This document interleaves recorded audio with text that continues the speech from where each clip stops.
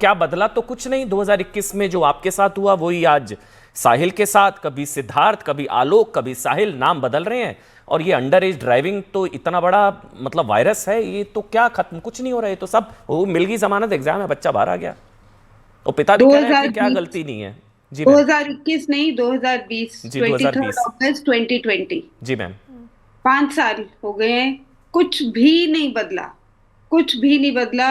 अभी भी court case चल रहा है। मैं जाती हूँ मार्च, अभी मार्च 16 की डेट है, फिर मार्च 30 की डेट है। जाती हूँ आ जाती हूँ, जाती हूँ आ जाती हूँ। वो जो लड़का जो अब तो एडल्ट है, उसका नाम मैं ले सकती हूँ, पीयूष सिंह, वो एक बार भी अरेस्ट ही नहीं हुआ। फॉरगेट अबाउट नॉर्मल जेल, वो जुवेनाइल जेल में भी नहीं गया एक भी बार। और इसका जो रीजन है वो यही है क्योंकि विद इन फ्यू आवर्स जो डीएलएफ फेज 2 का जो एसएचओ थे, ही वाज ब्राइब्ड। एक वो अरेस्ट तक नहीं हुआ। He has never been behind bars, that child who was at that time 16 years old। अगर मुझे करेक्ट करिएगा, उस टाइम तो शायद गैर इरादतन हत्या का मामला दर्ज हुआ था। बिल्कुल हत्या ही है कल्पेबल ये। Homicide not amounting to murder, गैर इरादतन हत्या का और मामला दर्ज मैं हुआ था। कोर्ट में यही फाइट कर रही हूँ कि 16 और 17 year old को they should be treated as adult in the court of law. अगर उसको इतनी समझ है कि गाड़ी वो निकाल सकता है, तो वो बच्चा कहाँ से है?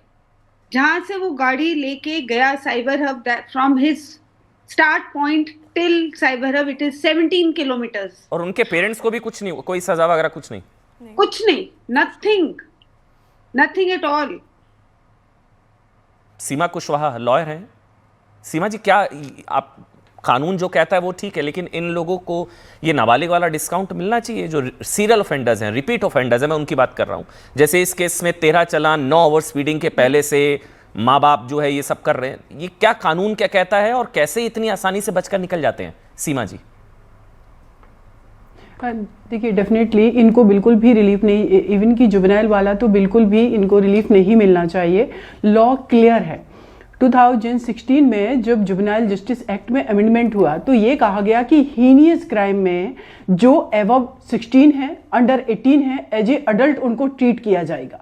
लेकिन उसकी एक कंडीशन, जो मैं ये एफआईआर का डिस्कशन हुआ कि जिस सेम डे एफआईआर जब लॉन्च हुई तो उसमें लड़के ने अपनी एज 19 साल बताई जी। अगर ये लड़का उस टाइम में 19 साल एज का है, फिर सडनली ये 17 साल का कैसे हो गया? तो अगर 17 साल का, ये इतनी जल्दी इन्होंने इन्वेस्टिगेट कैसे कर लिया? उसके डॉक्यूमेंट से ऑक्सीफिकेशन टेस्ट क्यों नहीं किया गया? ऑक्सीफिकेशन अगर टेस्ट होता तो उसमें क्लियर होता। और अगर इसमें 304 आईपीसी लगता, नॉट अमाउंटिंग टू मर्डर का केस, तो डेफिनेटली इस लड़के को एज ए अडल्ट ट्रीट किया जाता और ये आज जेल में होता। तो ये टेक्निकल एक ग्राउंड पर अगर देखा जाए, डेफिनेटली इनको बिल्कुल रिलीफ नहीं मिलनी चाहिए। सीमा जी, और अभी ये आपने बताया हीनियस क्राइम्स में हुई है। आपने कहा हीनियस क्राइम्स में नाबालिगों को बालिगों की तरह नहीं, बट ये हीनियस क्राइम्स की कैटेगरी में नहीं आएगा ना। ये तो लापरवाही, एक्सीडेंट। 304 हीनियस क्राइम की कैटेगरी में है।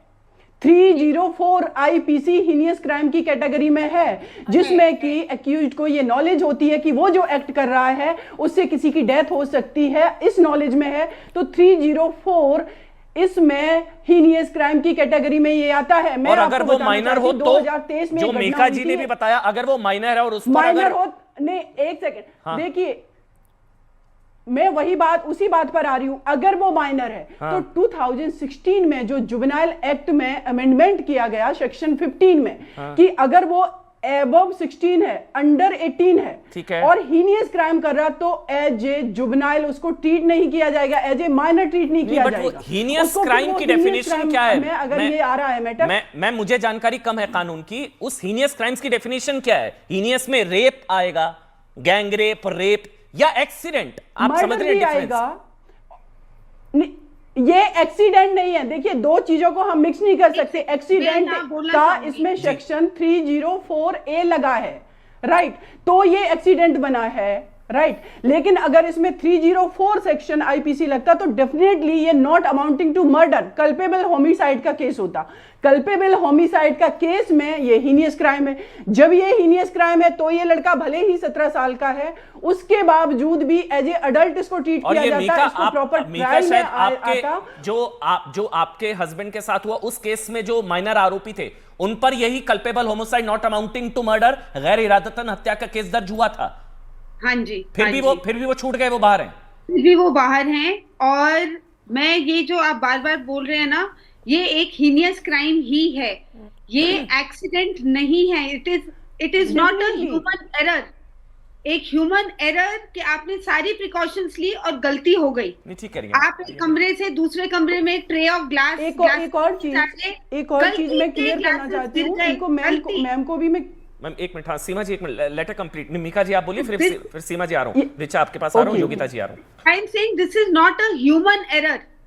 ये आपको पता है कि ठीक बात है, ये लापरवाही नहीं है, ये जानबूझकर किया गया मर्डर है रील बनाने के चक्कर में। आपको पता है कि आप अलाउड नहीं हो, आप फिर भी चला रहे हो। आपको पता है आपके पास लाइसेंस नहीं है, आप फिर भी चला रहे हो। आपको पता है आप माइनर हो, आप पूरे होशो आवाज में, आपको पता है आप सारे रूल्स ब्रेक कर रहे हो, फिर भी आप वो चीज कर रहे हो which can lead to a death. That means this is heinous, it is not गलती। नहीं लेकिन मैं लेकिन सीमा जी, जैसे मिहिका जी के हस्बैंड के साथ हुआ, उनके आरोपियों पर गैर इरादतन हत्या culpable homicide not amounting to murder का चार्ज लगा, उसके बावजूद दे आर फ्री, मतलब वो खुले आजाद है। पेरेंट्स को भी कुछ नहीं हुआ, वो पेरेंट्स को भी कुछ नहीं हुआ। मैं आपको एक चीज मैं क्लियर करना चाहती हूँ, ये टेक्निकल मल्टीपल जजमेंट है सुप्रीम कोर्ट ऑफ इंडिया के कि एक्सीडेंट 304A और 304 में अगर प्रॉपर तरीके से आर्ग्यूमेंट हो, सुप्रीम कोर्ट ऑफ इंडिया के जजमेंट को भी फॉलो किया जाए, तो अभी मैं आपको एक केस डिस्कस करती हूँ। मेरे पास एक केस है स्टेट वर्सेस आयुष, और ये केस भी मीडिया में काफी आया था, हाईलाइट हुआ था। इसमें एक लेडी एक पर्सन अपने वाइफ, एक 8 महीने का बच्चा, एक 8 साल का बच्चा को लेकर के स्कूटी पे जा रहे, पीछे से गाड़ी हिट करती है। वो लड़के का नाम आयुष है क्योंकि वो अडल्ट था, बस इतना इसमें थोड़ा डिफरेंट है। और उस केस में भी 304 में हमने आर्गुमेंट ऑन चार्ज पर मैटर को लिस्ट करवाया और 308 भी ऐड हुआ इसमें, तो क्योंकि इसको हीनियस क्राइम कंसीडर किया गया। ये डिस्काउंट मिलता है जो मीका के भी केस में हुआ, चाहे कल्पेबल होमिसाइड गैर इरादतन का मामला दर्ज हुआ, लेकिन वो क्योंकि नाबालिग हैं और वो आज बाहर घूम रहे हैं और इनका परिवार, रिचा है और योगिता आप दोनों का भी एक एक कमेंट। रिचा मैं नहीं तो इस आरोपी को नाबालिग मानकर केस क्यों ना चले? Technical ground Seema ji I understand, technical ground तो यही है ना जी। एग्जैक्टली मैम, वही मैं कह रहा हूं, उसी कानूनी पेचीदगियों का फायदा उठाकर आज ये भी आरोपी साहिल भी बाहर है, और इस जो आरोपी, माफ करिएगा साहिल की तो मौत हुई, जो आरोपी है वो भी बाहर है और इसका पिता भी बाहर है, वो एग्जाम के बहाने वो बाहर आ चुका है। बहरहाल रिचा, ये बालिग मानकर क्यों ना केस चले इन लोगों पर? बालिग मान के बिल्कुल चलना चाहिए। मैं सीमा जी से एक सवाल पूछना चाहती हूँ, सिद्धार्थ की जो हमने बात की ना अमन, आप बिलीव करेंगे सिद्धार्थ को मारने वाला लड़का, जब ये सिद्धार्थ की मौत हुई है, एक हफ्ते बाद वो 18 का होने वाला था, वो बालिग होने वाला था। लेकिन 2016 की बात है, 2016 की बात है, तब तक ये अमेंडमेंट्स नहीं आए थे। एक हफ्ते पर कोर्ट ये भी तो डिसाइड कर सकती थी, नहीं सिर्फ एक हफ्ता रह गया इसके बर्थडे में, इसको बालिग की तरह ट्रीट किया जाए। एक 32 साल का लड़का मर गया, उसकी जिंदगी बर्बाद हो गई। उसके बाद मैं बोलती हूँ मिहिका के हस्बैंड की जब डेथ हुई है, तब तक ये अमेंडमेंट्स हो चुके थे। ये वाला जो आपने बताया, ये वाला केस क्या है? सिद्धार्थ को मारा गया, जिसने मारा वो 18 साल का होने वाला था एक हफ्ते बाद, एक्सीडेंट से एक हफ्ते बाद, 4 अप्रैल की बात है, 4 अप्रैल 2016। तो एक 18 साल का एक हफ्ते बाद होने वाला था, तो लेकिन उसको जुवेनाइल की तरह ट्रीट किया गया, मिला नाबालिग वाला और बेनिफिट मिला, और वो तो पढ़ने विदेश चला गया।